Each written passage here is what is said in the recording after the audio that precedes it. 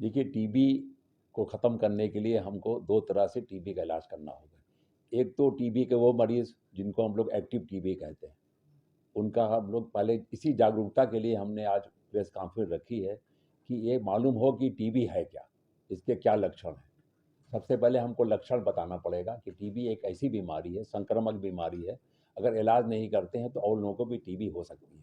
तो जो इसके कॉमन लक्षण है, खांसी आना, बलगम निकलना, खांसी में खून आना, बुखार होना। अगर मरीज को ये सिम्टम हो रहे हैं, साथ में भूख कम लग रही है, वजन कम हो रहा है, तो आपको टीबी का इलाज जांच करानी पड़ेगी। सबसे कॉमन जांच है एक्सरे होता है। दूसरी कॉमन जांच है बलगम की जांच। बलगम की जांच पहले तो बहुत कॉम्प्लिकेट होती थी, अब तो बहुत सिंपल जांच हो गई है।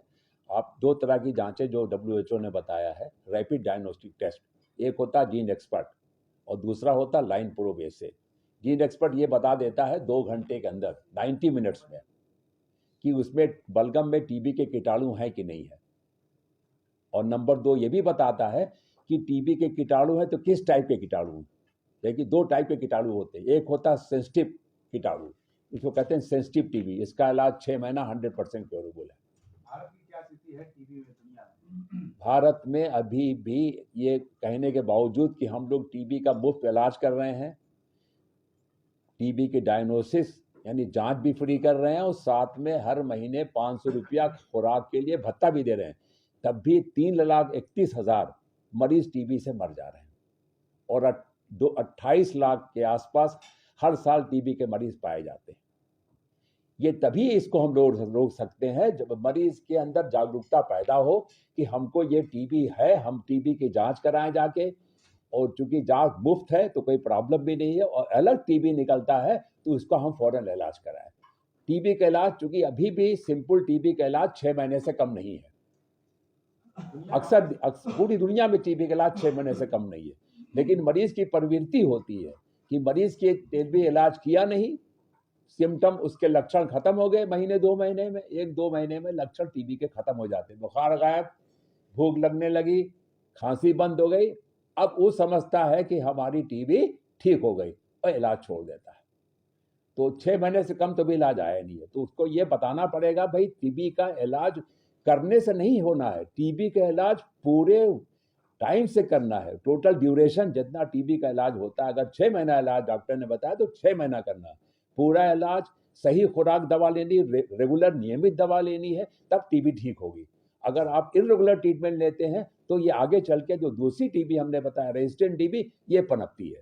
और रेजिस्टेंट टीबी का इलाज एक तो बहुत अच्छा नहीं है, 100% क्योरेबल नहीं है।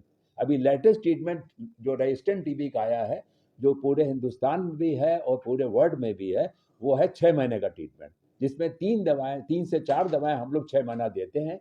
उसमें करीब करीब 89% क्योरेबल है, 100% नहीं है, लेकिन तब भी 89% क्योरेबल है।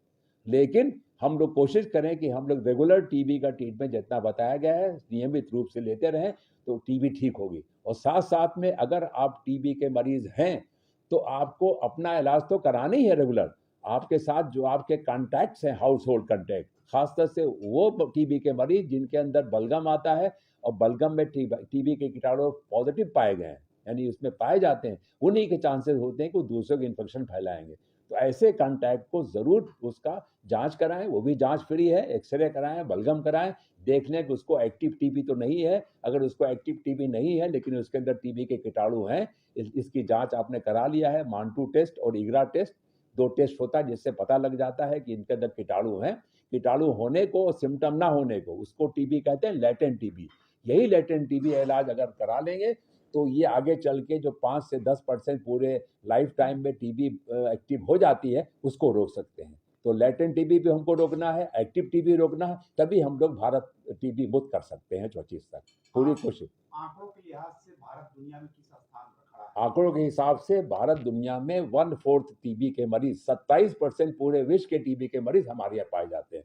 तो हम लोग समझेंगे जितने साउथ एशिया में मरीज होते हैं उसमें हम लोग टॉप पर हैं। सबसे ज्यादा साउथ ईस्ट एशिया में इंडिया टॉप पर है, 27%।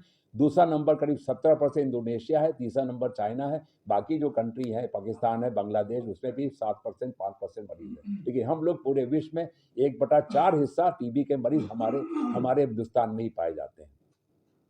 सर क्या लग रहा है 2025 तक भारत कोशिश तो पूरी है कि हम लोग एक्टिव टीबी और लेटेंट टीबी को दोनों के साथ इलाज कर रहे हैं और कोशिश की जा रही है कि हम लोग जो है इसको पूरा कर लें।